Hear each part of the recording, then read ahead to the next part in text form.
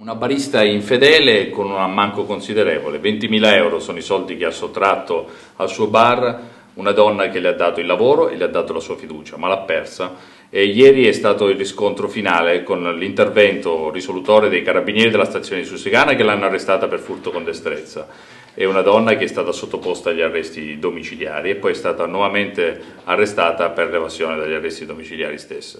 Un'attività che ci ha permesso di ricostruire come probabilmente il vizio del gioco da un lato e probabilmente la richiesta di denaro dall'altra